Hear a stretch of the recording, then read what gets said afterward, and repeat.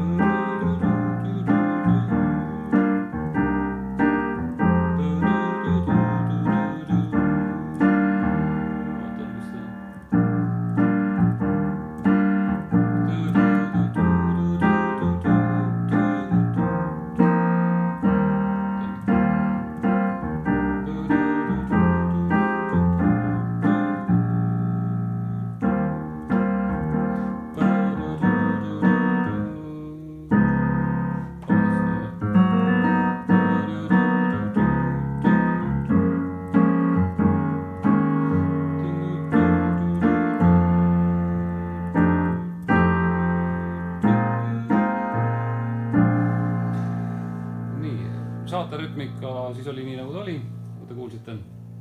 A-osa akordid on veel läbi räägitud. Seal on mõned akordid veel, mis ei ole päris puhtad noonakordid, näiteks Bess 9 sus. On siis selline, see on Bess 9 D-ga ja Bess 9 sus on siis lihtsalt S-iga. Tertsi asemel 4 aste. Nüüd B-osas on S6. Ja S6 saate ka teha S6-9-ks. See on siis ainuke vahe selle mai 9 on selles, et mai 9 on septim sees, aga 6-9 on 6 aste. Ehk siis 3, 5, 6 ja 9.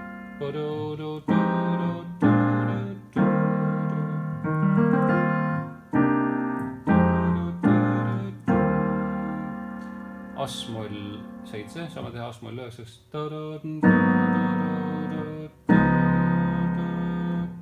Ja Kes-mai 7 teeme ka Kes-mai 9-ks. Ja nüüd sealt tuleb see Kes-6 kohe otsa.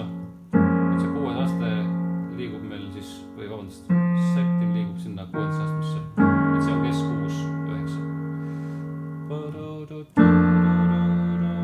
See on nüüd Bess tuur F-bassiga. Mängin siia küll Bess-maid praegu. Ja F7, F9 siis tuleb välja. Ja Bess 7 sus 4. Ja teen ka ta nagu 9-ks, et see noot on nagu 9 aste.